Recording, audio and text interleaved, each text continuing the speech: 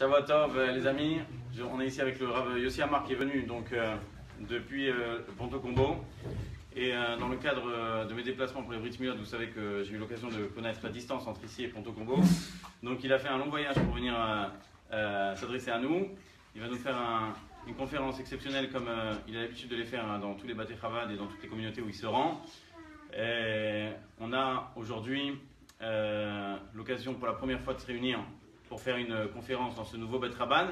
Et l'objectif, bien sûr, c'est pas juste de faire une conférence par an, pas du tout, mais c'est de rendre le Bet Rabban de plus en plus vivant. Si déjà il était vivant le Shabbat, c'était pas mal, mais avec les cours de la semaine, Baruch Hashem, ça l'a rendu encore plus vivant. Avec le Talmud Torah, il est encore plus vivant, et avec toutes les autres activités qui sont à venir, avec les adolescents et avec toutes les autres personnes qui vont trouver leur compte dans les différentes activités, avec l'Ulpan et encore d'autres. C'est sûr que ce soir, vous marquez ensemble, vous tous qui êtes là, vous toutes, le démarrage d'une nouvelle ère de judaïsme à deux mondes qui est en train de se développer. Vu que Baruch Hashem, il y a plein de jeunes qui cherchent maintenant des appartements ici. Donc certainement que ça va continuer à se développer dans les meilleures conditions.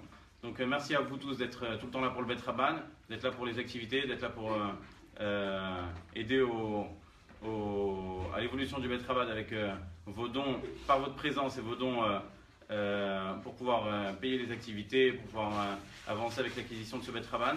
Donc c'est grâce à vous qu'on est là et qu'on va continuer à évoluer. Je vais vous laisser avec le Rav Amar qui a l'habitude de bien vous gâter, qui va très bien vous gâter avec les sujets qu'il a préparés.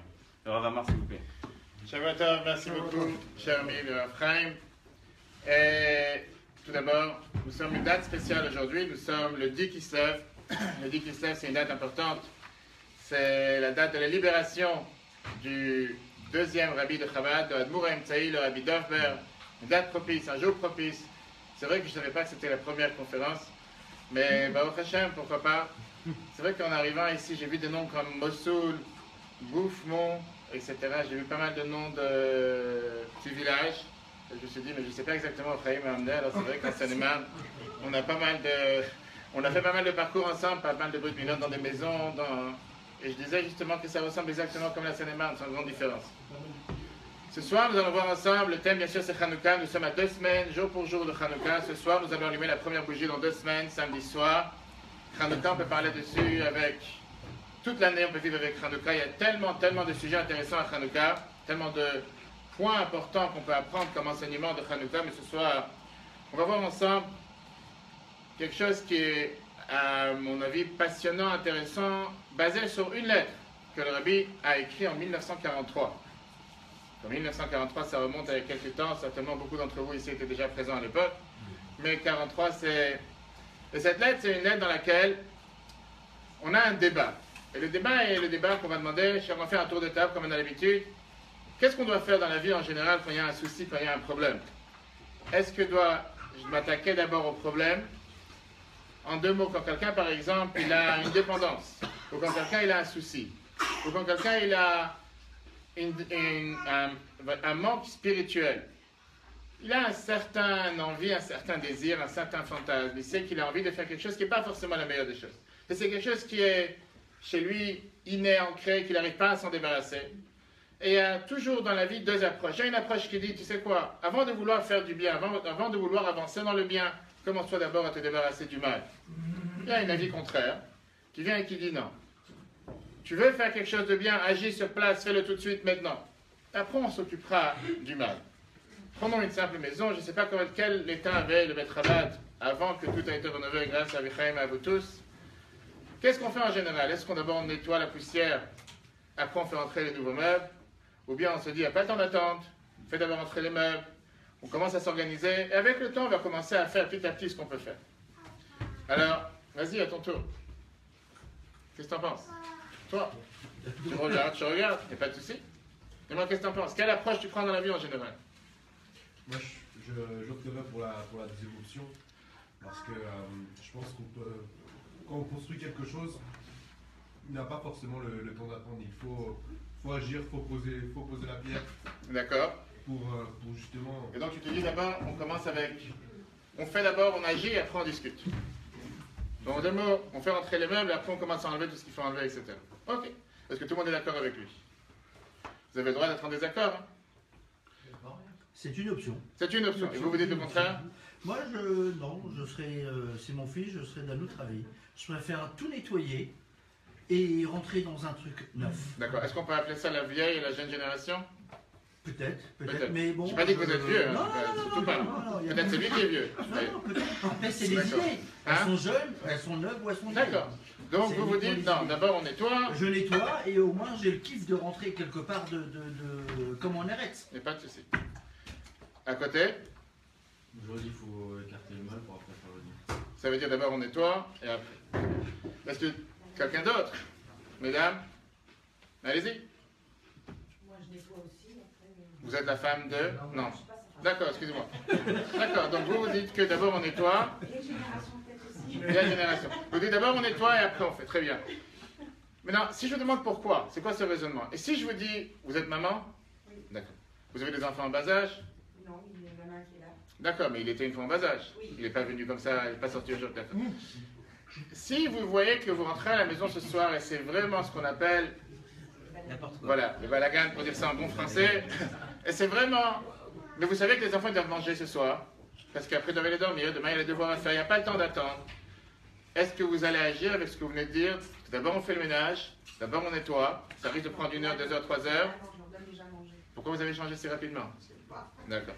C'est mes enfants. D'accord. Donc ça veut dire que quand c'est pour quelqu'un d'autre, vous avez une autre approche, hein? C'est l'instinct d'une mère. L'instinct d'une mère. Après, il y a des priorités. On a quitté Beth Mitzrayim D'accord. à la hâte. Oui. Alors, on est parti vite fait. On n'a pas eu le temps de faire son sac, on n'a pas eu le temps de préparer, de bien ranger, etc. On est parti vite fait.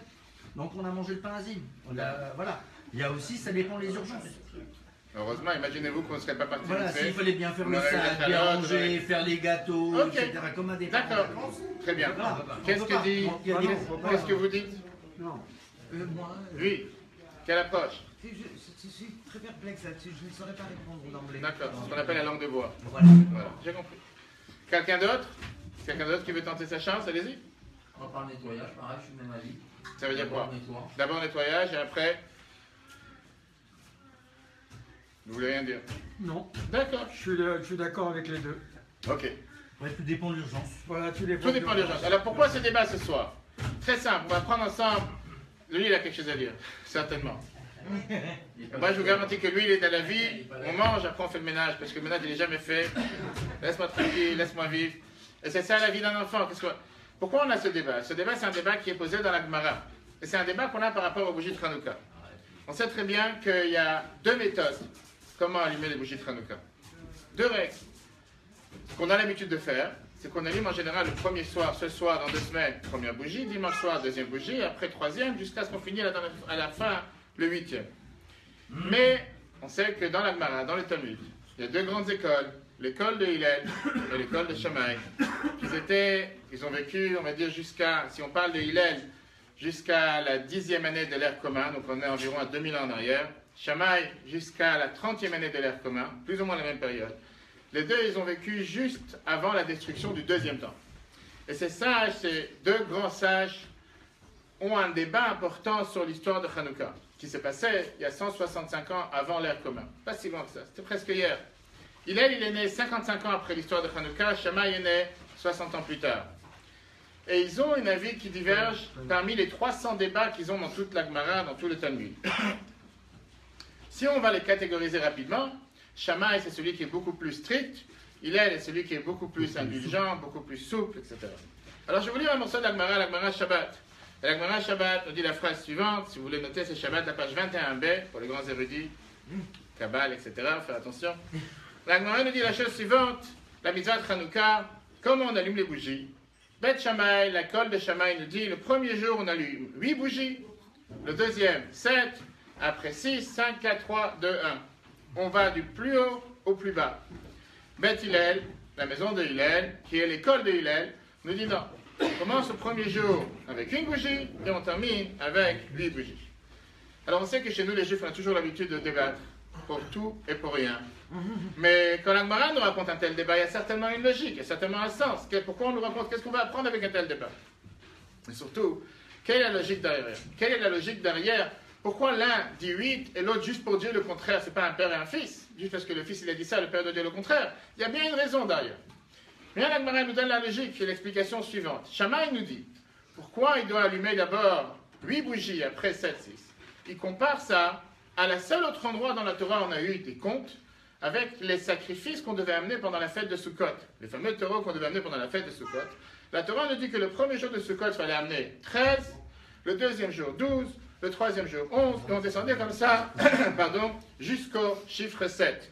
Quand on additionne 13, 12, 11, 10, 9, 8, 7, égale 70. Pendant la fête de Sukkot, on avait l'habitude d'amener 70 sacrifices, qui correspondaient à 70 taureaux. Pourquoi le chiffre 70? Parce que ça correspondait aux 70 nations. Et c'était l'idée d'élever chaque nation vers la spiritualité, le rapprochement de Dieu, etc. Donc, Beth Shammai, l'école de Shammai te dit, c'est très simple. Quand je vais savoir quoi faire, comment faire, quand j'ai un débat, est-ce que je commence par le compte le plus bas ou le compte le plus haut? Regardons comment la Torah nous a donné l'ordre. Et la Torah, quand elle nous parle des sacrifices de Sukkot, qui était il y a 2 mois, elle nous dit clairement qu'il fallait commencer par le maximum et après descendre. Et donc sur ça, je me base par rapport à Hanouka, puisque la Torah nous a donné un antécédent. Pourquoi inventer une idée de ma tête alors que la Torah nous dit quoi faire? Ça, c'est Beth Shammai. La maison de Hillel, pas d'accord. Hillel, il vient et dit, il y a une règle dans la Torah qui nous dit, Ma'alin bakodesh velo moridin. Dans la Kedusha, dans la sainteté, on a toujours le devoir d'augmenter, d'avancer. On ne peut jamais se suffire avec ce qu'on a fait hier pour aujourd'hui. Chaque jour, on doit avancer. Et donc, l'école de Hillel te dit, si hier, tu as allumé une bougie, aujourd'hui, tu dois allumer 2, demain 3. Tu ne veux pas te suffire en disant, je ferai la même chose hier qu'aujourd'hui. D'ailleurs, c'est une des leçons qu'on apprend pendant Hanouka. Nous savons tous qu'est-ce que l'halakha. La halakha, la loi, nous dit qu'on suit l'école de Hillel, qui est qu'on commence avec une bougie, jusqu'à ce qu'à la fin de Hanouka, on allume 8 bougies. Donc ça, c'est la raison qu'est-ce que Shammai nous donne et la raison que Hillel nous donne. Mais ça, c'est simple. On va rentrer un peu plus profond ensemble, parce que je ne vois pas le rapport entre la fête de Sukkot, les taureaux qu'on amenait à Sukkot, et les bougies qu'on amenait à Hanouka. C'est pas parce que la Torah t'a dit une fois un compte, en te disant qu'on va du plus grand au plus petit, que ça y est, aujourd'hui, on va commencer à comparer tout et n'importe quoi. Quel rapport entre les bougies de Hanouka, qui sont faites 2 mois après, parce qu'à Sukkot, dans la Torah, on avait l'habitude d'amener 70 taureaux en commençant du 13 au 7. Pour ça, pour Hanouka, on va commencer du 8 au 1. Quel rapport? Parce que tu as trouvé quelque chose à dire, il faut quand même qu'il y ait une logique derrière. Cette question et cette explication magnifique a été donnée par le Rabbi en 1943. Une lettre qui est imprimée dans le premier volume des Grottes Kodesh. Si vous l'avez à la maison, vous pouvez regarder en français ou en hébreu. Et la lettre est riche, passionnante, c'est 3 pages, dans laquelle le Rabbi a écrit ça au grand rabbin de Vancouver à l'époque, British Columbia, Rabbi Chaim Berg Ginsburg. Et il débat avec lui cet argument qu'il y a dans l'Agmara, et il lui explique que c'est loin d'être un simple argument. C'est quelque chose qui est beaucoup plus profond, et c'est quelque chose qui a surtout un enseignement pour nous, de chacun d'entre nous. Avant de rentrer à la réponse, on va rentrer dans la paracha qu'on va lire dans 2 semaines, la période de Hanouka. La fameuse paracha, on est en train de vivre avec les patriarches. Finalement, nous avons vu cette semaine la naissance de la majorité des 12 tribus. Après, on voit la naissance de Yosef et on va arriver dans la paracha de Miketz. Avec Yosef qui a eu naissance, qui a donné naissance à 2 enfants. Les 2 enfants de Yosef s'appelaient Ephraim et Ménaché. Les 2 enfants de Yosef. La Torah nous dit que Yosef a appelé ses enfants avec tel et tel nom pour une simple raison. Pourquoi il a appelé son premier fils Ménaché? Ménaché vient du terme oublier. Il voulait oublier tout ce qui...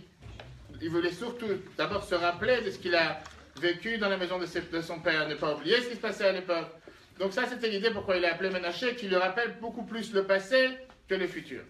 Ephraim, parce que Dieu, justement, la Torah nous dit, je reviens sur Ménaché, la Torah nous dit que Dieu, il a appelé Ménaché parce qu'il a voulu oublier toute la souffrance qu'il a subi dans la maison de son père, n'oublions pas que Yosef a énormément souffert. À l'âge de 9 ans, sa mère est décédée quand elle était jeune. À l'âge de 17 ans, avec la jalousie et tout ce qui s'est passé entre ses frères, il a été vendu en tant qu'esclave par les passants, jusqu'à ce qu'il est tombé dans un puits, dans une prison en Égypte pendant 12 ans. C'est vrai qu'à la fin, il s'en est bien sorti, à 30 ans, venu le vice-roi, mais il a quand même passé une enfance très difficile. Il aurait pu terminer pour sa grande délinquance, qui n'était pas le cas, on reviendra après le cas de Yosef. Ça, c'était Ménaché. Le deuxième enfant, il est appelé Ephraim, qui montre sur la prospérité, tout ce qui fait grandir, tout ce qui fait jaillir, tout ce qui fait exploser. Bonsoir, Shabbatov. Et donc, il lui dit, puisque Dieu m'a rendu, s'il réussit dans cette terre où je viens d'arriver dans la terre d'Égypte, pour ça, il a nommé le deuxième Ephraim. Ça, c'est les deux noms. On se rappelle plus tard, quand il y a eu la fameuse bénédiction, que Yaakov, le grand-père, a voulu bénir ses petits-enfants avant de partir de ce monde.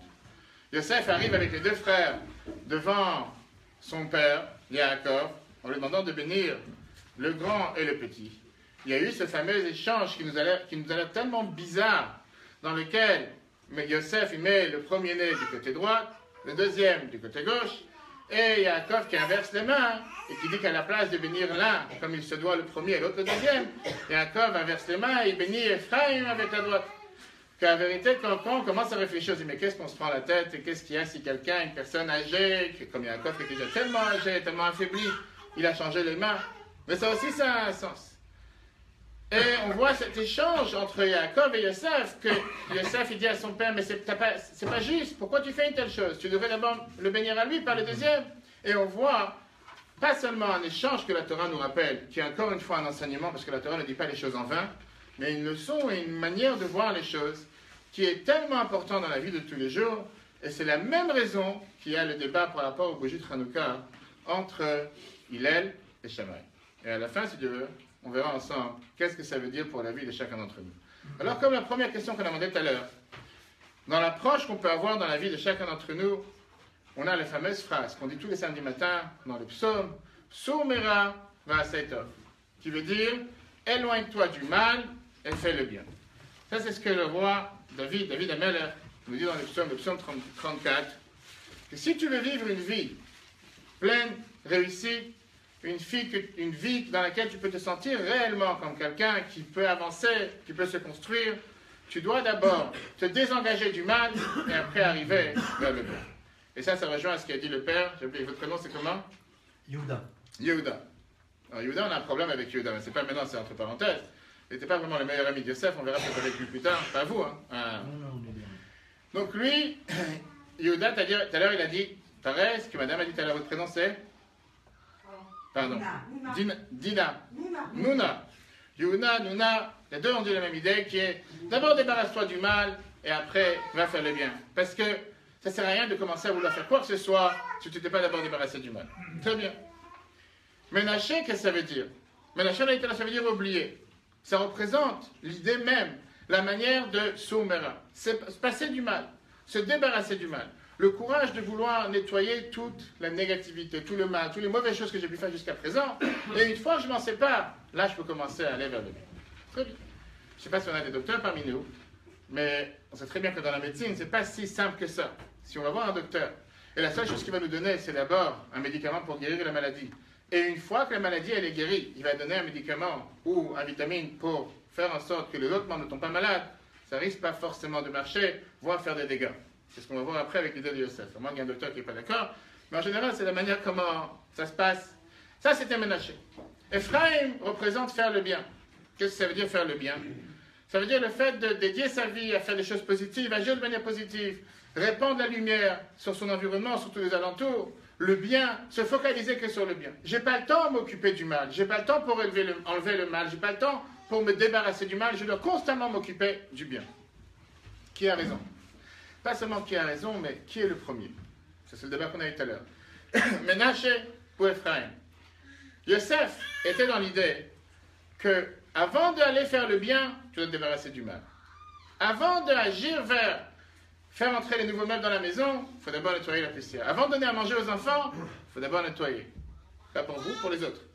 Et c'est le débat qui est un débat pas seulement dans l'acte de ce qui s'est passé entre Yosef et Yaakov, mais c'est un débat de mentalité, un débat de fonctionnement, un débat de trait de caractère et un débat d'une leçon, comment vivre dans la vie de tous les jours.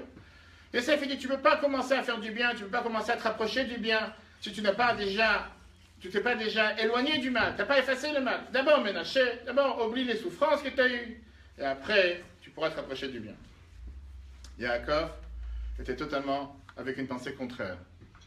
Yaakov il a dit, ce que certains ont dit tout à l'heure, toi tu t'appelles comment? Jonathan. Jonathan, je pensais que c'était Yaakov.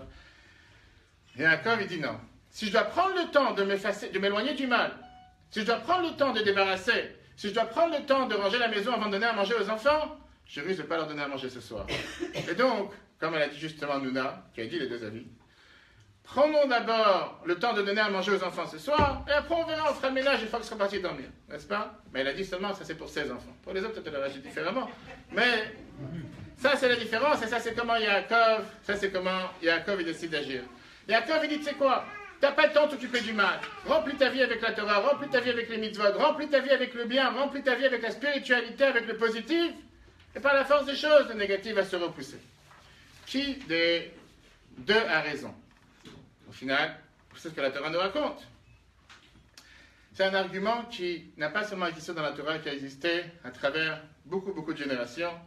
C'est les deux grandes approches différentes qu'il y a entre la psychanalyse, psychologie. On a ici le fameux docteur Sigmund Freud, qui était juif, décédé en 1939, avec le non-juif, le docteur Burrus Frederick Skinner, qui est décédé en 1990.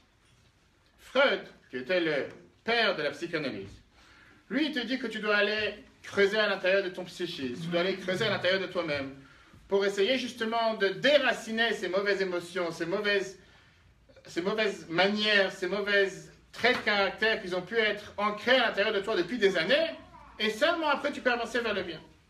Skinner et les autres thérapeutes qui existent aujourd'hui, les dernières générations, eux, ils se focalisent plus sur le comportement, en disant, change ton comportement. Tu ne vas pas commencer à creuser à l'intérieur de toi-même pour savoir qu'est-ce que tes parents, tes grands-parents, tes arrière-grands-parents, jusqu'à la première mère qui existait sur Terre a agi. Change ton comportement et automatiquement les choses vont changer. Quelle approche a raison? Qu'est-ce que tu dis? Tout à l'heure, tu as dit quelque chose. Ok, pourquoi tu as peur de redire la même chose? Non, c'est... Quel des deux a raison? Yaakov ou Yosef? Freud ou Skinner? S'éloigner du mal, faire le bien d'abord. Qu'est-ce qu'on fait d'abord? Pour moi, c'est s'écarter du mal pour après faire le bien. Donc tout le temps qu'on ne s'est pas écarté du mal, on ne peut pas faire du bien. Pas tout le temps, mais c'est une condition quand C'est même. une condition, C'est une bien sûr. condition, ouais. Je peux pas être rachat et dire au gars, voilà. Je peux pas être quelqu'un de pas bien, Voilà. et puis dire, on va dire déjà... Vous savez qu'à n'importe quel instant, on peut devenir tzaddik aussi. Non, je sais. En un instant. Non, mais Pas besoin, ça prend pas tellement de temps. La Gemara nous raconte une histoire. le ménage aussi, il est vite fait, hein, si on veut dans une maison. Mais ça dépend dans quelle maison. Avant de donner à manger. Ça dépend qui. Ça dépend dans quelle maison. La Gemara Eruvin. La Gemara Eruvin, pour celles qui notent, la Gemara Eruvin, la page 53b. Oui. On va faire des grands érudits, faire attention. La Gemara nous raconte une histoire. Rabbi Shua ben Hanania nous dit qu'il était une fois à la porte de Jérusalem. Avant d'arriver à la vieille ville de Jérusalem, avant de rentrer vers Jérusalem. Et il a rencontré un petit enfant, un jeune enfant. Et il était assis à ce qu'on appelle en Israël les tzolmet, les jonctions, ce qu'on appelle la fourchette, même si dans le monde ça ne s'appelle pas seulement une fourchette. Et il y avait deux manières d'aller vers la vieille ville de Jérusalem. Il ne savait pas quel chemin prendre. Et il a demandé à cet enfant en lui disant, quel chemin tu me conseilles, quel chemin agir? Et l'enfant lui a dit clairement, il y a un chemin qui est long et court, et il y a un chemin qui est court et long. Il y a un chemin qui peut paraître long, mais en réalité il est court. Et il y a un chemin qui nous paraît long, mais en réalité il nous paraît court. N'importe quelle personne qui entend cette phrase, il se dit, tu as un chemin qui est court et long, fonçons vers le court, et après on verra qu'est-ce que ça veut dire long. C'est ce qu'il a fait, Rabbi Shua ben Hanania. Il est parti dans ce chemin qui était court, et malheureusement arrivant à la ville, à la place de pouvoir entrer dans la ville, il était plein de vergers, plein d'obstacles, il a dû faire marche arrière. Et il dit à ce jeune enfant qui le rencontre en lui disant, mais tu m'as pas dit que le chemin était court. Il a dit, tu as oublié la deuxième moitié, qui était pas seulement court, qui était court et long. Tu aurais dû prendre celui qui a l'air d'être long, mais en réalité, il est court. Exactement la même chose, on a ici avec le débat qu'on vient d'avoir, s'éloigner du mal et faire le bien. Certaines personnes vont te dire que vouloir s'éloigner du mal, tu risques de prendre des années avant d'y arriver. Et si tu vas te focaliser à vouloir nettoyer, à vouloir te séparer du négatif, tu risques de jamais réussir. Et alors, tu risques de mettre toute une vie pour essayer de t'éloigner du mal, et malheureusement, tu n'as pas pu faire quelque chose de concret, quelque chose de positif. Alors que si tu te focalises sur d'abord agir, faire le bien, au moins tu as fait quelque chose de concret aujourd'hui. Alors d'où ça sort sur le c'est top. Ouais, bah fini. Désolé, à la fin tu verras. Sigmund Freud, qui était d'ailleurs juif, Les deux premières initiales de son nom, c'est Samer et P, qui sont retrouvées aussi chez le nom de Yosef. Sauf que Yosef a deux lettres en plus, qui sont le Yud et le Vav, les deux premières lettres du nom de Dieu. Et lui n'était pas quelqu'un qui forcément croyait en Dieu. Et là, le début de la réponse à ta question. Yaakov, il dit à son fils en lui disant, je ne suis pas d'accord avec toi. Ton approche, c'est peut-être une approche logique, mais on doit devenir le peuple juif. On n'était pas encore le peuple juif à l'époque. Le peuple juif doit arriver, on doit sortir d'Égypte, on doit recevoir la Torah. Si jamais on va attendre et on va se donner le temps de pouvoir se séparer du mal, on ne peut pas agir comme ça. Pas comme Yosef disait qu'il faut d'abord se séparer du mal pour pouvoir faire le bien. Et Yaakov, il disait non, on n'a pas le temps d'attendre, on doit agir concrètement. Pour ça, deux histoires. Une histoire avec la Nour Hazaken. Vous savez que la semaine prochaine, si Dieu veut, on a le Rosh Hashanah à la Chassidut. Le Rosh Hashanah de la Chassidut qui veut dire le jour où le Nour Hazaken, le premier rabbi de Chabad, Rabbi Shlomo Zalman, a été libéré de prison tsariste en 1798, il y a exactement 218 ans. Et à l'époque, c'était pas parce qu'il était mis en prison parce qu'il travaillait avec de la drogue, de la cocaïne, tout ce qui peut arriver aujourd'hui. C'était une accusation parce qu'il propageait le judaïsme. Et surtout une accusation qui est venue de plusieurs juifs parce qu'ils ne comprenaient pas qu'est-ce que fait la chassidoute. C'est quoi cette idée de répandre la chassidoute, qui veut dire la mystique juive, ce chemin de servir Dieu en se disant qu'on a une grande crainte qu'à cause de la chassidoute, on risque de s'éloigner du judaïsme. Ce qui a été prouvé 250 ans plus tard, loin de là, pas seulement ça n'a pas éloigné des Juifs du judaïsme, mais bien au contraire, ça a ramené des millions de nos frères et sœurs du monde entier vers la Torah et les mitzvot. Alors lui, une fois, il était chez son maître, le Maguide de Mezrich. Et c'est connu que le Maguide avait un enfant qui s'appelait, un de ses enfants s'appelait Rabbi Avraham, on l'appelait Rabbi Avraham l'ange. Parce qu'il était tellement déconnecté du matériel, tellement déconnecté de tout ce qui est des forces matérielles, qu'il était beaucoup plus spirituel. Une fois, il devait repartir chez lui, il est monté dans les carrosses avec les chevaux, et le Nour Hazaken, il regarde les chevaux avant de partir, il veut savoir s'ils vont faire la route. Il y a la neige, il y a le verglas, etc. Et Rabbi Avraham, il sort et il lui dit, avance, avance, on ne regarde pas sur les chevaux. Et là, encore une fois, une histoire banale, qu'est-ce que ça veut nous apprendre? Mais les chassidim, les disciples du Nour Hazaken ont expliqué cette histoire pour nous donner la directive dans la vie. Dans la vie, on n'a jamais, pas tout le temps, en tout cas suffisamment, le luxe de pouvoir regarder sur le passé pour aller en avant. Parfois, vaut mieux ne pas regarder le passé, vaut mieux faire une abstraction totale de ce qui était jusqu'à présent et aller vers l'avant. Racontons une histoire, vous savez que samedi soir, on a l'habitude de parler des histoires. Une histoire avec le Rabbi Lubavitch. Le Rav Manis Friedman, qui est le directeur de Machon Chana, l'école pour les filles à Minnesota, en Amérique. Il raconte une histoire où il y avait une jeune femme qui était dans son école, qui voulait se marier. Et malheureusement, à chaque fois qu'elle sortait avec quelqu'un, il y a quelque chose qui ne colle pas. Elle n'a pas trouvé la perle là-bas. Peut-être qu'elle n'est pas venue ici à Demont, ou elle n'avait pas cherché. Mais elle cherchait dans tous les coins. Et à chaque fois qu'elle voulait essayer de se marier, elle avait un problème, elle avait cette difficulté. Elle se disait que le problème dépend d'elle, du fait qu'elle est totalement égocentrique. Elle pense qu'à elle. Et elle n'arrive pas à laisser de la place pour quelqu'un d'autre, que quelqu'un d'autre rentre dans sa vie. Et à chaque fois qu'elle rencontrait quelqu'un, qu'elle sortait pour rencontrer, faire une rencontre, pour essayer éventuellement pouvoir se marier, elle parlait que d'elle. Automatiquement, les gens à la fin, ils n'en avaient pas forcément. Je ne suis pas venu pour t'écouter que toi, je voudrais un peu aussi dire que c'est moi. Elle est partie voir un psychologue, un autre psychologue. Elle est partie faire des analyses. Qu'est-ce qui se passe? Qu'est-ce qui ne va pas chez elle? Et ils l'ont tous diagnostiqué avec la fameuse personnalité de quelqu'un qui est narcissique, quelqu'un qui est tellement égoïste. Il pense qu'à lui. Et ils ont dit tout le temps que tu ne vas pas changer, tu ne trouveras personne sur Terre. Tout le temps que tu penses qu'à toi, personne ne voudra se marier avec toi. Ils lui ont dit certainement que tu as une malformation dans ton psychisme. Et comme les bons psychologues savent toujours, mis à part comment ils facturent pour la visite, ils lui ont expliqué comme quoi certainement c'est un problème qui est déjà chez sa mère, qui avant ça a été chez sa grand-mère, qui avant ça a été chez son arrière-grand-mère. Ils sont remontés comme ça jusqu'à Chava, Ève, la première femme sur Terre, en lui disant que certainement c'est un problème que beaucoup de femmes ont, mais qui n'est pas dévoilé chez eux. Chez toi, ça s'est révélé. C'est la raison pour laquelle tu finiras par jamais te marier, parce que tu es tellement égocentrique, il n'y a pas d'espoir pour toi. Ok. Elle a essayé de tout faire, avec la thérapie que certains psychologues lui ont donnée pour pouvoir changer, mais malheureusement, rien ne changeait dans son comportement. Ça l'a dérangé énormément parce qu'elle s'est dit pourquoi je ne vais pas marier sur Terre? Pourquoi je dois rester toujours tout seul? Le Rav Manis Friedman lui a dit tu sais quoi? J'ai un conseil. Va voir le Rabbi Lubavitch dans les années 70 et amène-lui ton dossier médical. Elle est partie voir tellement de docteurs, tellement de psychologues. amène ton dossier et demande-lui une bénédiction, demande-lui peut-être un conseil, peut-être il pourra te donner quelque chose, il pourra te dire quelque chose. Et donc, elle a décidé de suivre son conseil. À l'époque, c'était beaucoup plus facile de prendre un rendez-vous chez le rabbi, de pouvoir entrer en audience privée. C'est pas comme les dernières années, dans les années 90, je ne sais pas s'il y a quelqu'un ici qui a eu la chance de rencontrer le rabbi. J'ai eu la chance de nombreuses reprises. Et c'est vrai que rentrer en audience privée déjà en 80-82, c'était déjà très très difficile. On ne parle pas des années 90 où il y avait les dollars du dimanche, où les gens pouvaient passer pour quelques minutes. Mais ce n'était pas comme dans les années 70, on pouvait éventuellement prendre un rendez-vous et rentrer. Et donc elle va voir le rabbi. Et elle prend avec elle son dossier. À l'époque, il n'y avait pas les iPads, etc. C'était pas beaucoup plus facile. Et elle met le dossier, son dossier avec tout le dossier médical sur la table. Et elle dit au rabbi, voilà mes problèmes. D'accord? Elle arrive, on peut dire comme ça, elle s'affirme. Elle dit, voilà, j'ai des problèmes.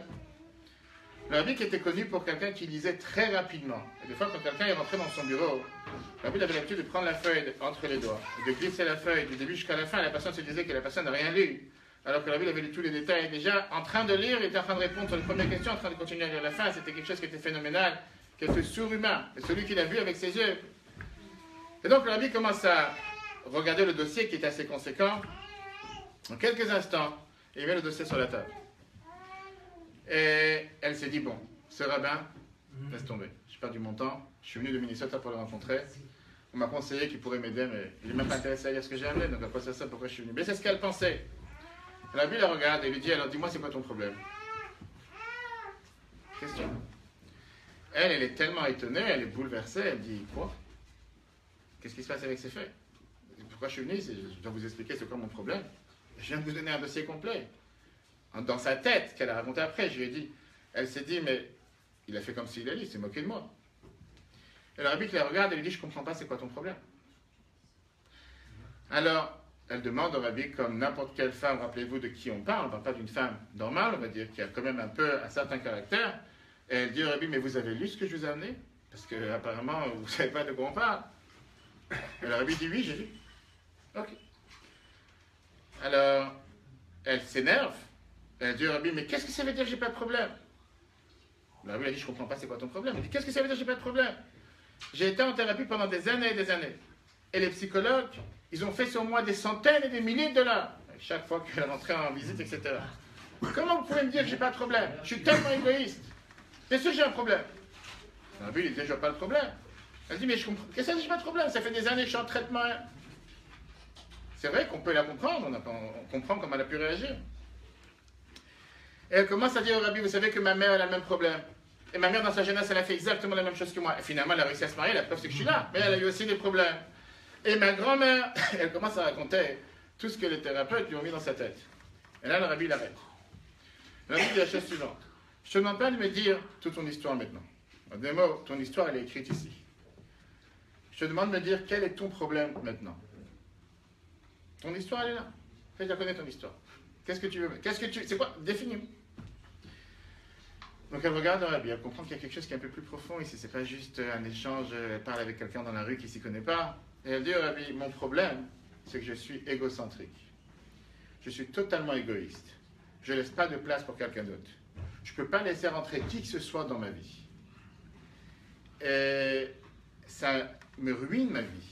À tel point que je suis tellement égoïste, je ne vois pas quelqu'un d'autre. Je ne peux pas sentir, je ne peux pas être dans l'espace de quelqu'un d'autre. D'ailleurs, c'est un des conseils qu'on donne toujours à tous les jeunes couples, que pour pouvoir réussir dans la vie de couple, il faut accepter le fait qu'on n'est plus célibataire et qu'on doit laisser rentrer quelqu'un dans sa vie pour pouvoir réussir.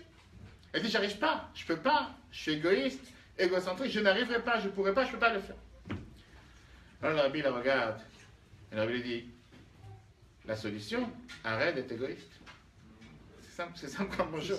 Tu me dis que tu es tellement égoïste, et tellement égocentrique, arrête d'être égoïste, tout de suite. Donc, encore une fois, là, elle s'est un peu, on va dire, calmée, elle s'est un peu tranquillisée, elle dit au rabbi, mais comment je peux faire une chose pareille? Je viens de vous dire que ça fait des années que je suis en thérapie, ça fait des années que j'essaie de me travailler sur moi-même, d'essayer de changer ma personnalité, mais j'arrive pas. Comment vous voulez que je change? Comment vous voulez que je puisse réussir? Écoutez le conseil que le rabbi lui donne.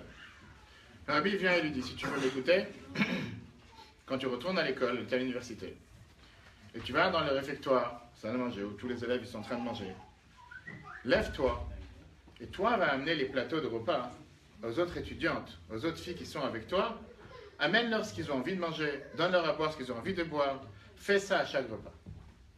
Expliquons l'analyse de qu'est-ce que la Bible est en train de lui dire. La Bible dit, toi, tu n'arrêtes pas de dire que tu es égoïste, que tu es égocentrique, que tu penses qu'à toi. Hein. Arrête d'être égoïste. Comment? C'est très simple. Commence à t'occuper des autres. Agis envers les autres. Elle dit au Rabbi que cette conduite, c'est impossible pour elle. Je ne peux pas penser à quelqu'un d'autre. C'est pas moi, c'est une autre personne. Moi, je ne peux pas penser à quelqu'un d'autre. Le Rabbi lui dit, ça, c'est ce que ça veut dire, penser à quelqu'un d'autre. Tu penses qu'il faut mieux le monde? Tu es assis aujourd'hui à midi en train de manger. Va prendre un plateau. Au lieu de l'amener que pour toi, que n'importe quel étudiant fait, ce qui n'y a rien de mal, mais toi, tu as un problème particulier. Prends mon plateau et amène-le à ta camarade, à ton ami, ta copine, peu importe. Amène-le à 2-3 personnes et fais ça chaque repas. Elle est retournée à Minnesota, d'où elle vient. Elle a écouté le conseil du Rabbi. Les autres filles qui étaient les autres camarades de classe, de réfectoire, qui étaient avec elle, ils ont répondu de manière la plus positive à son ouverture. Ils n'ont pas reconnu la personne. C'est une personne qui jusqu'à présent était tellement égoïste et que tout d'un coup cette personne n'est plus égoïste. Elle commence à penser aux autres. Sa relation envers l'humain, sa relation envers l'autre a totalement changé. Aujourd'hui elle est mariée, elle a créé une merveilleuse famille. Ça c'était le conseil simple que le Rabbi a donné à telle personne. Tu veux arrêter d'être égoïste? Pas besoin d'analyser pendant des années et des années. Alors, j'espère qu'il n'y a pas de psychologue ici parmi nous qui facture des montants astronomiques pour avoir des gens pour leur expliquer comment leurs parents étaient mauvais. C'est très simple. Commence à agir tout de suite. Commence à rendre une faveur à quelqu'un. Un simple bonjour pour quelqu'un. Fais une faveur pour une personne et tu verras que tu pourras arrêter d'être égoïste. J'ouvre une parenthèse. On a commencé tout à l'heure à parler. J'ai oublié avec Madame Pichery tout à l'heure. Parce que c'est exactement le même sujet qu'on voit dans la paracha de cette semaine avec notre très cher Yosef. Yosef qui avait toutes les qualités sur terre pour être le plus grand délinquant. Je ne sais pas si vous savez, je suis aumônier de prison. Et c'est vrai qu'à chaque fois quand on parle de tel ou tel détenu, etc., alors les gens disent oui, mais des cas sociaux, mais c'est des problèmes des parents, de la société. Yosef, c'est le délinquant par excellence. Celui que malheureusement sa mère est morte à 9 ans. Enfin, lui, il avait 9 ans, donc il n'a pas connu sa mère. Celui qu'il y avait une haine de ses frères envers lui, sans fin, sans limite, à chaque instant, pour rien. Juste jaloux pour être jaloux. Finalement, à l'âge de 17 ans, c'est quelqu'un que ses frères ont voulu s'en débarrasser, le tuer. Par la dernière minute, Ruben est venu pour dire, je vous en supplie, ne le tuez pas, mettez-le dans le puits. Et il s'est dit qu'en attendant, ils vont se calmer et après je pourrai le ramener à son père. Ruben, ce jour-là, a pensé à faire ce qu'il ne fallait pas en s'occupant de soi-même, et c'est un autre discours, peut-être on verra après. En attendant, il n'était pas présent. Et donc, ils l'ont sorti du puits pour le vendre à une caravane de passants. Il a fini en tant qu'esclave en Égypte. Là-bas, il a eu un soupçon d'avoir voulu violer la maîtresse, la dirigeante de la maison qui était la femme de Potiphar. À cause de ça, il a été accusé à tort. Il a fini dans une prison égyptienne. Ce n'est pas les prisons qu'on a aujourd'hui, les très belles prisons qu'on a en France.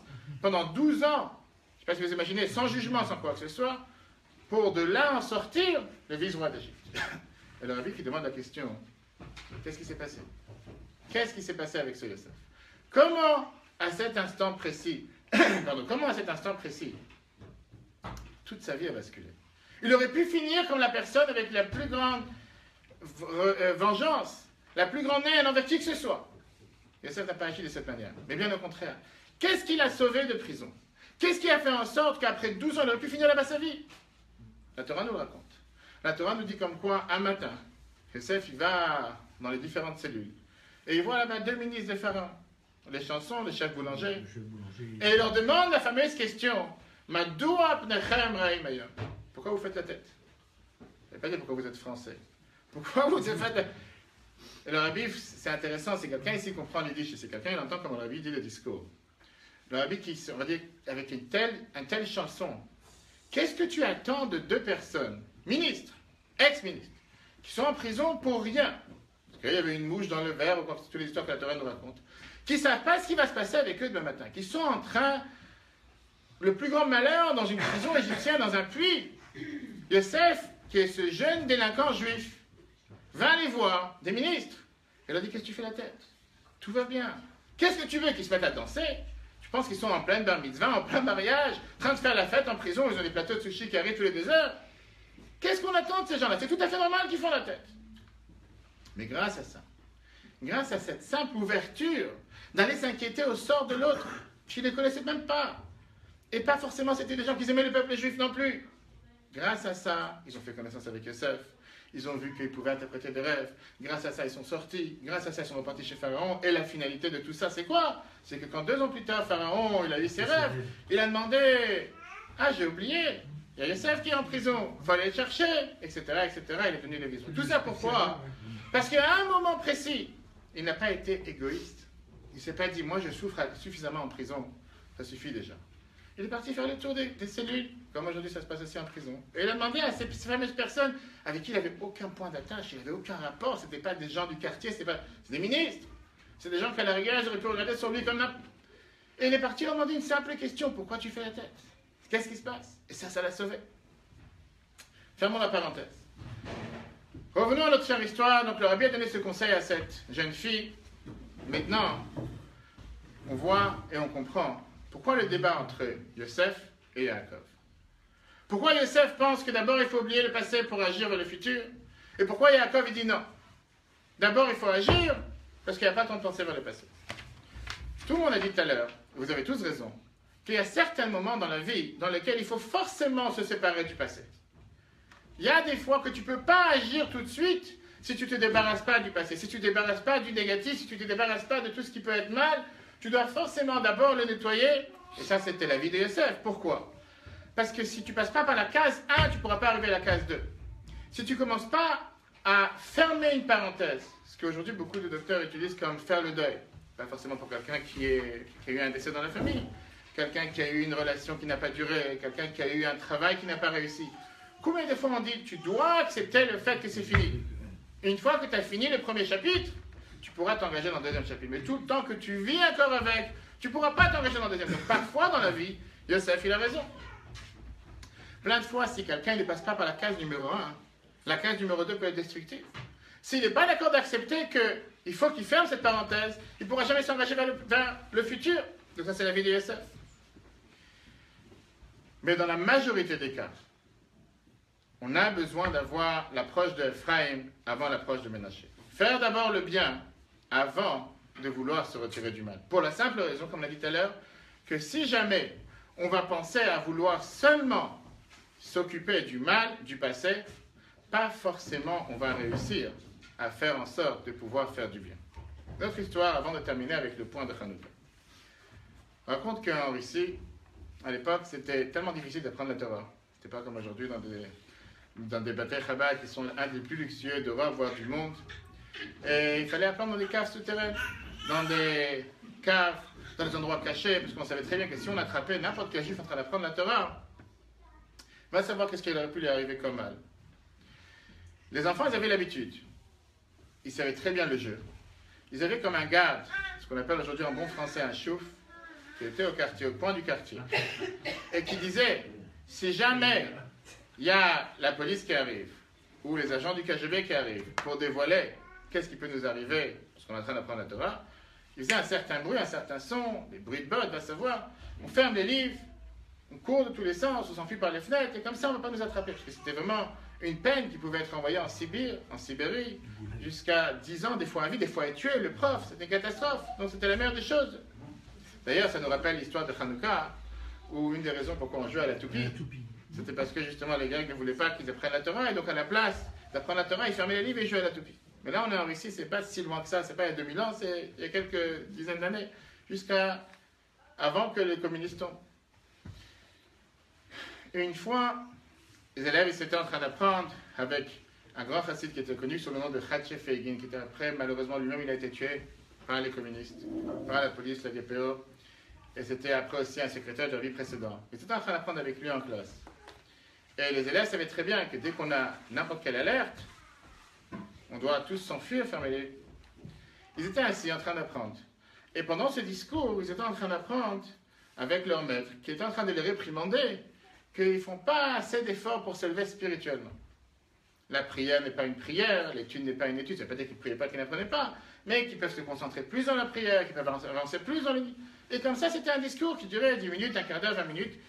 Et les enfants, ils étaient là, et ça leur faisait de la peine de commencer à pleurer. Ils se sont rendus compte, c'est vrai, l'année, elle est passée, on n'a pas avancé cette année, on n'est pas devenu mieux par rapport à l'année dernière, on n'a pas évolué, on est toujours en train de stagner, toujours une bougie, on n'est pas à la deuxième, ni à la troisième. Et ils sont mis à pleurer. Et lui, il continue à parler. Tout d'un coup, il y a ce fameux gardien qui est sur le coin de la rue, qui fait savoir que la police approche.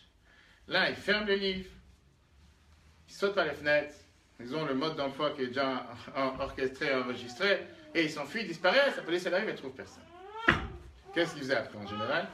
Une fois que tout ça s'est terminé, ils revenaient à l'école. C'était le lendemain, c'était l'après-midi, tout dépend, ils revenaient. Ils se rassoient tous ensemble. Et là, le maître dit, je vais vous poser une question.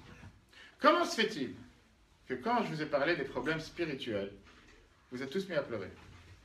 Mais dès qu'il y a eu un problème matériel, vous avez agi concrètement. Pourquoi, quand j'ai parlé d'un problème spirituel, vous n'avez pas commencé à agir, vous êtes mis à pleurer? Pourquoi, dès qu'il y a un problème matériel à risque, danger de vie, tout d'un coup vous êtes tous enfuis, partis, comme s'il faut totalement disparaître? Alors que quand je vous ai parlé pendant de longues minutes sur votre effort spirituel cette année qui n'est pas comme on aurait pu attendre de vous, vous êtes mis à pleurer. Pourquoi pas agir? Et la réponse est la suivante. Le mauvais penchant a le plus grand bonheur de voir quelqu'un qui pleure sur son sort. Parce qu'en pleurant, il ne fait rien. Le jour où quelqu'un décide d'agir concrètement, d'être positif, d'être dans la lumière, il va tout faire pour l'embêter. Tout le temps qu'il est en train de pleurer, il dit quel kiff, qui pleure toute sa vie, qui râle sur son sort toute sa vie, qui se lamente sur son passé toute sa vie. En attendant, je gagne, qu'il n'avance pas. En attendant, je suis en train de gagner, qu'il ne va pas évoluer, qu'il n'est pas en train d'aller vers l'avant. Et comme ça, quelqu'un peut perdre 1 an, 2 ans, 5 ans, 120 ans à se lamenter sur le passé. Mon père était comme ça, mon grand-père était comme ça, ma mère était comme ça. Et en attendant, les jours ils avancent, le temps avance, et ils n'évoluent pas. Là, la différence qu'on a entre notre cher Yosef et notre cher Yaakov.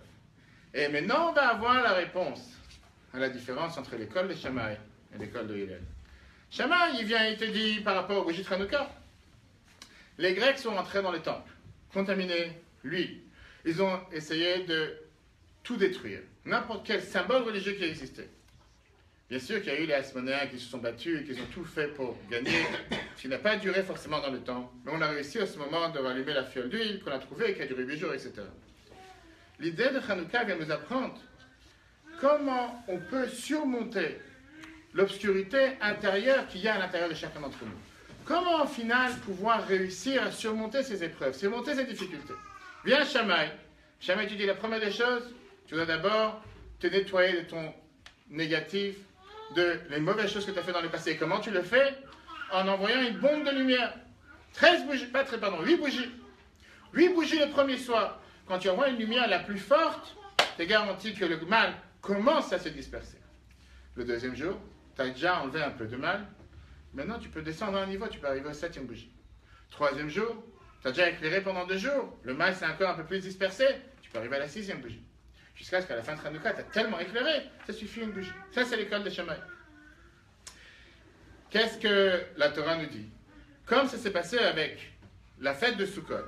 Et quel rapport avec la fête de Sukkot? On a dit tout à l'heure, quel rapport avec les taureaux? Qu'est-ce qu'on prend? Quel exemple? La réponse, elle est très simple. L'idée, elle était de prendre les 13 au départ pour essayer de éclairer, élever les différentes nations du monde le maximum au départ. Une fois qu'on a fait un maximum de travail au départ, on commence à descendre petit à petit jusqu'à ce qu'à la fin de Sukkot, on est à niveau 7. Pour à la fin de Sukkot, avoir éclairé et élevé les 70 nations. Viens, Hillel. Il dit, je ne suis pas d'accord. Mais 100% pas d'accord avec cette approche. Il a dit, ne commence pas à te focaliser sur l'obscurité. Parce que pas forcément que tu vas réussir. La première des choses, allume une seule bougie. Une petite bougie, quelque chose de positif dans ta vie, ça, déjà, ça va faire en sorte de repousser beaucoup d'obscurité. Une fois que tu as vu que tu es capable de faire une bougie, demain, ça va donner le courage de vouloir faire une deuxième bougie. La meilleure phrase que la Torah emploie pour ça, c'est mitzvah entraîne une autre mitzvah. Commence avec une bougie. Parlons de ceux qui font un régime ou ceux qui ont l'habitude de fumer, qui essayent d'arrêter de fumer. Si tu dis à quelqu'un, arrête 2 paquets par jour d'un coup, il y en a qui réussissent, mais en général, c'est plus difficile. Si tu lui dis, au lieu de prendre 20 cigarettes par jour, prends 19, beaucoup plus simple. Mais on a toujours la tendance à sous-estimer la valeur d'une bonne action. Le Rabbi nous explique que non. Ne sous-estime pas la valeur d'une bonne action. Un pas est énormément important. Une bougie a toute sa valeur. Parce que hier, il faisait noir. Et là, il n'y avait pas de bougie tout court. Aujourd'hui, il y a déjà une bougie. Mais grâce à ça, demain, tu pourras arriver à 2. Mais si je te dis, commence avec 8 bougies aujourd'hui, tu risques de jamais le faire. Si je te dis, tu dois te focaliser d'abord d'enlever le négatif, d'enlever le mal, d'enlever ce qui s'est passé dans le passé, tu risques de jamais réussir. Être tellement, pas seulement déconcentré, mais démoralisé avant de commencer. Je ne vais jamais réussir. Tu ne vas jamais le faire. Viens là, la Chaya te dit, quand on arrive les bougies de Hanouka, avec tout respect avec Shammai, avec l'école de Shammai qui dit qu'il faut commencer par 8. La halakha, elle est que non, on doit commencer avec une bougie. Pourquoi commencer avec une bougie? Parce que si je dois commencer à creuser dans mon passé, creuser dans tout ce qui était dans le négatif plus tôt, je ne vais jamais réussir à y arriver. Je vais être tellement démoralisé avant de commencer, je ne vais rien faire. Il a été dit, tu sais quoi, commence avec une seule bougie, commence avec un pas. Une fois que tu vas commencer avec un pas, d'ailleurs c'est la même idée qu'il y a Yaakov. Bien sûr qu'il ne faut pas oublier le passé, mais commençons à se focaliser sur l'avenir. Commençons à être positifs. Et grâce à ça, on réussira à écarter toute l'obscurité qu'il y a dans le passé. Voilà la raison que le Rabbi a donnée à ce Rav de Vancouver en 1943. Pourquoi aujourd'hui nous avons l'habitude dans les bougies de Hanouka de ne pas allumer 8 à 1, mais d'allumer de 1 à 8. Juste pour terminer une histoire, on a dit tout à l'heure, on est un jour important, on ne peut pas ne pas raconter cette histoire qui vient nous refléter toute cette idée. Qu'est-ce que ça veut dire se focaliser avec le bien? Ne pas être sourd quand quelqu'un il fait une démarche de vouloir avancer. D'aller avec le positif, même si c'est un seul pas, mais grâce à ce pas, on peut avancer tellement. Raconter l'histoire que le Rabbi a racontée des centaines de fois, et ça c'est une lettre que le Rabbi a écrite en 1963. Mois de Kislev, le 23 Kislev. Beaucoup d'années, le Rabbi reprenait cette histoire avec différentes idées. C'était une histoire qui s'est passée avec le Admour Azaken, premier Rabbi de Chabad, et son fils, le Rabbi Dov, dont nous fêtons aujourd'hui. D'ailleurs, aujourd'hui, c'est aussi le jour de sa naissance, c'est le jour de son décès. Et ce soir, hier, le 9 Kislev, et aujourd'hui, c'est le jour de sa libération de prison, comme on a dit tout à l'heure.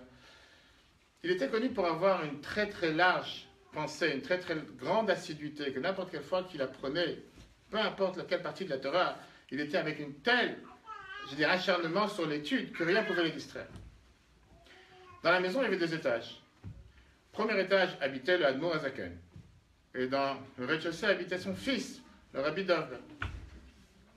L'Admour Azaken était en train d'apprendre en haut. Son fils était vraiment un assidu en train d'apprendre la Torah. Et du premier étage, le père, il entend comme quoi il y a le bruit d'un bébé qui pleure dans le rez-de-chaussée. L'Admour Azaken, il se dit, mais il y a mon fils qui est en bas. Mais il voit que le bébé continue à pleurer, il n'y a personne qui bouge. Donc il descend. Et il voit le bébé qui est en train de pleurer, qui apparemment était tombé du berceau. Je ne sais pas s'il avait vraiment un berceau à l'époque, il bougeait du lit ou il s'est fait mal. Et il voit son fils qui est assis dans le coin en train d'apprendre comme si rien n'était. Pas parce qu'il était égoïste, c'est pas la fille de Minnesota, on parle du Rabbi Dovber, mais il était tellement concentré dans l'étude. Et donc le Admour Azaken va vers le bébé, il le remet dans le berceau, il l'embrasse, il le recouvre, le bébé s'arrête de pleurer, et il repart dans sa chambre en haut, dans son bureau. Et il était frappé du fait que son fils, le Rabbi Dovber, n'a pas réagi ni quand le bébé était commencé à pleurer, ni quand il est descendu, ça fait quand même du bruit quand on descend d'en haut, ni quand il est reparti, rien. Il a attendu un moment propice. Il appelle son fils, le Rabbi Dovber, et il lui dit, rien sur terre ne peut nous rendre sourds de la voix d'un enfant qui pleure. Alors bien sûr qu'en tant que maman, on peut toujours parler à un niveau sentimental, mais le Rabbi prend ça sur le niveau spirituel. Quand un juif, un frère juif nous appelle à l'aide, un frère ou une soeur juive nous appelle à l'aide, on n'a pas le droit d'être sourd. On n'a pas le droit de faire comme si rien n'était. On n'a pas le droit de dire, mais moi-même, je suis occupé à faire les mitzvahs. C'était le problème de Reuven, qu'on a vu tout à l'heure. Reuven, pourquoi il a disparu quand Yosef a été enlevé du puits pour être vendu en tant qu'esclave? Parce qu'il est en train de faire tchouva sur son sort, sur les erreurs qu'il a fait envers son père. Il a décidé de disparaître. Mais ce n'est pas le moment. Tu as un enfant qui est en danger, tu dois tout laisser tomber et agir. Tu peux commencer à agir sur le passé, tu peux commencer à dire, mais quand même, il y avait sa mère, son grand-père, que tu vas changer. C'est maintenant qu'il faut agir. Si tu n'agis pas tout de suite, avec du positif, tu risques de ne pas pouvoir le sauver à vie. Et tu risques de le perdre à vie. C'est maintenant que tu dois agir. Ça, c'est l'enseignement que la Bible nous a donné par rapport à Rabbi Dovber. Et ça, c'est l'enseignement qu'on a des bougies de Hanouka. Combien de fois on est dans un monde obscur? Combien de fois on se dit, mais on ne va jamais réussir? Combien de fois on se dit, mais il fait tellement noir. Par quoi commencer? Ça même, c'est l'idée de Hanouka, contrairement à Purim, d'éclairer la rue, propager le miracle, dans l'extérieur, pas s'enfermer à l'intérieur, ne pas avoir peur de disperser la lumière, de partager sa lumière, parce que grâce à ça qu'on partage sa lumière, on ne perd pas de sa propre lumière, mais bien au contraire, on a 2 lumières. Que Dieu fasse qu'on mérite cette année, avec la fête de Hanouka, pas seulement d'éclairer la rue, d'éclairer soi-même, d'éclairer notre entourage, et qu'on puisse entendre et partager toujours que de bonnes nouvelles, que le travail y éclaire tout l'entourage du 95, du Val d'Oise, jusqu'au 60. Vous savez que le 77 et 95, ça se touche avec la 104. Grâce à la 104, c'est vrai que Chaim, il est venu tellement de fois. Si on plie la carte. Si on plie la carte. T'as pas besoin de plier la carte, c'est direct, tu prends la soirée. Mais en tout cas, que Dieu fasse qu'on puisse toujours se réunir pour des événements joyeux, comme la ville avait dit quand elle avait reçu les clés du premier Betravad à Paris, à la rue Lamartine, que très bientôt on dira que le bâtiment est très petit, pareil, que très très rapidement ici, ce soit déjà très très petit, on puisse tous grandir spirituellement, positivement, et qu'avant Hanouka, on se retrouve tous à Yerushalayim avec Mashiach. À ce moment-là, on allumera la grande menorah dans le temple. Shabbat à tous. Merci beaucoup, Ravama. Moi j'ai un petit gâteau maintenant. Extraordinaire. L'idée qui a été partagée ce soir, j'espère que ça va nous faire rebondir. Il faut après réfléchir un peu à tout ce qui a été dit ce soir, parce qu'il y a eu c'est du concentré de beaucoup de choses. Et certainement qu'après, s'il y a des questions, le Ravama il est là, il va commencer un Farbringen tout de suite avec nous. Et je voulais rappeler que ce soir, on marque pas seulement l'anniversaire de la libération du Admor Saïd, du Rabbi Dov Ber, le deuxième Rabbi de Chabad. On célèbre aussi l'anniversaire de Marc Louf Brami qui est avec nous. Et ce soir, on va faire un grand Lechaïm et on va se souhaiter plein de choses pour cette année qui recommence. Et également avec pour Pnina Cohen, qui n'est pas encore là. Je ne sais pas si finalement elle va venir parce qu'il revenait d'une course à Paris. Je ne sais pas quand ils vont arriver, mais en tout cas on leur souhaite Shnat Atzlacha, une année pleine de réussite et de rebondissement. Begashmiut Ruchniut, et physiquement, moralement et spirituellement, que ce soit une année qui donne plein de punch pour tous. Et puis j'espère que nous tous, et également à chaque fois qu'on aura un anniversaire, on aura l'occasion de se réunir autour d'une table et faire le Chaim. Donc on va se servir le Chaim, et merci à tous. Merci.